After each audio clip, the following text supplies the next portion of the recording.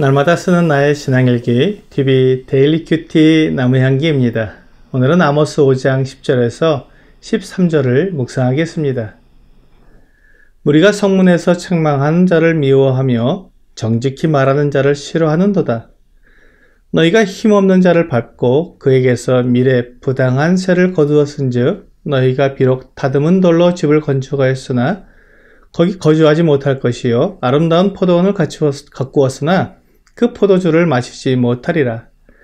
너희의 허물이 많고 죄악이 무거움을 내가 아노라.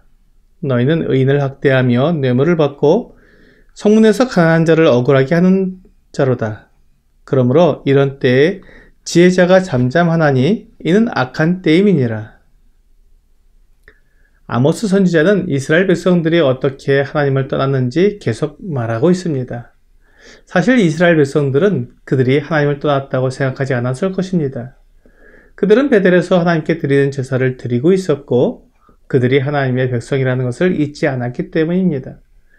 그런데 그들이 하나님을 떠난 것을 무엇으로 알 수 있습니까? 그들이 하나님께서 그들에게 하신 말씀을 순종하고 있느냐, 그렇지 않느냐로 알 수 있습니다.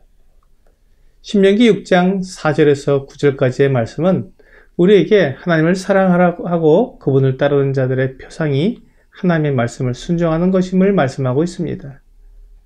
이스라엘아 들으라. 우리 하나님 여호와는 오직 유일한 여호와시니 너는 마음을 다하고 뜻을 다하고 힘을 다하여 내 하나님 여호와를 사랑하라. 오늘 내가 내게 명하는 이 말씀을 너는 마음에 새기고 내 자녀에게 부지런히 가르치며 집에 앉았을 때이든지 길을 갈 때이든지 누워있을 때이든지 일어날 때이든지 이 말씀을 강론할 것이며 너는 또 그것을 내 손목에 매어 기호를 삼으며 내 미간에 붙여 표로 삼고 또 내 집 문설주와 바깥문에 기록할지니라. 하나님의 말씀과 계명을 부지런히 읽고 묵상하고 들어갈 때이든지 나올 때이든지 그 말씀을 항상 기억하는 것은 그 말씀을 순종하기 위함입니다.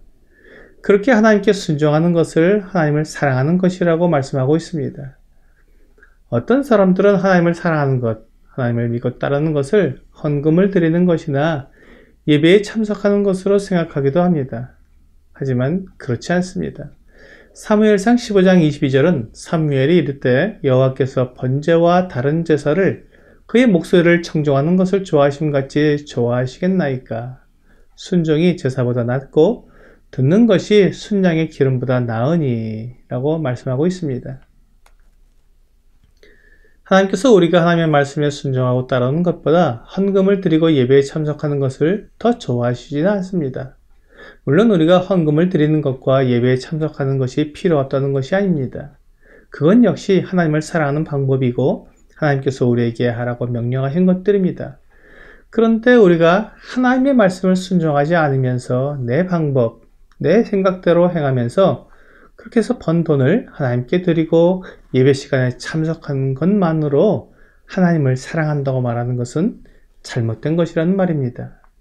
북왕국 이스라엘 백성들이 한 행동을 보십시오. 그들은 성문에서 법정을 열었을 때 책망하는 자와 정직히 말하는 자를 싫어했습니다. 그들은 재판을 옳게 하지 않았던 것입니다. 하나님께서는 이스라엘 백성들에게 올바른 재판을 할 것을 말씀하셨습니다. 그리고 본문 11절에서 너희가 힘없는 자를 밟고 그에게서 미래 부당한 세를 거두었은즉이라고 말씀하셨습니다. 가난하고 힘없는 자를 무시하고 그들을 부당하게 대하는 것은 죄입니다. 그것은 하나님을 모욕하는 것이기 때문입니다. 잠언 14장 31절은 가난한 사람을 학대하는 자는 그를 지으신 이를 멸시하는 자요 궁핍한 사람을 불쌍히 여기는 자는 주를 공경하는 자니라 라고 말씀하시며 잠언 17장 5절도 가난한 자를 조롱하는 자는 그를 지으신 주를 멸시하는 자요 사람의 재앙을 기뻐하는 자는 형벌을 면하지 못할 자니라 라고 말씀하고 있습니다. 하나님은 과부의 남편이시고 고아의 아버지이십니다. 그들이 그렇게 힘없는 자를 밟고 부당한 세를 거두어서 돌로 다듬은 집을 짓고 아름다운 포도원을 가꾼 것입니다. 그러므로 하나님께서 그들의 죄악을 심판하셔서 그들이 지은 집에서 살지 못하고 그들이 만든 고급 포도주를 마시지 못하게 하실 것입니다. 사람들이 하나님을 오해하는 것은 하나님께서 그들이 하는 일을 알지 못한다고 생각하는 것입니다. 그들이 온갖 악한 일을 다 저지르고 하나님 앞에 나와서 11조를 바치고 제사를 드림으로 하나님과 관계를 정상적으로 유지하고 있으며 그들이 해야 할 일을 다 했다고 생각하는 것입니다. 이것은 하나님을 기만하는 것이며 하나님을 모르는 행동입니다.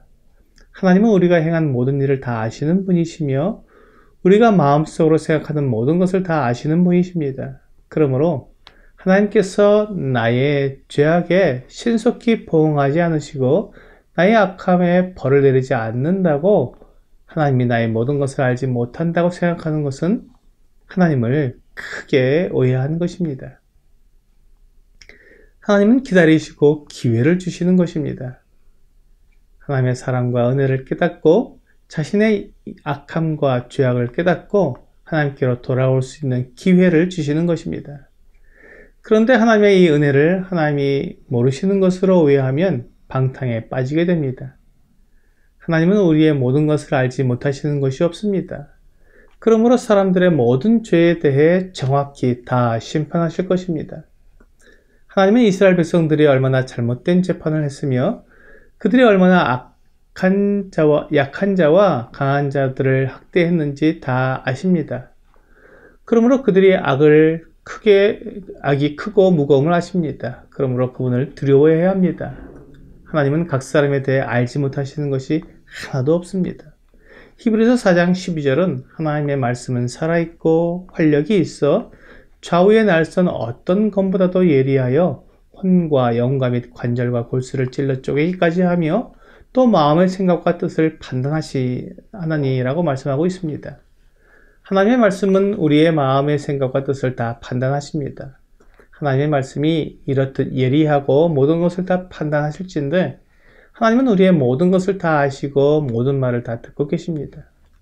그러므로 우리는 하나님 앞에서 행해야 합니다. 내 눈에 하나님이 보이지 않는다고 해서 하나님이 안 계신 것이 아닙니다.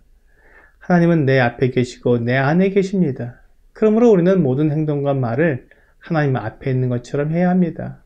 재판을 할 때나 다른 사람과 관계를 할 때 하나님께서 내 앞에 계시다는 것을 기억하며 행해야 합니다.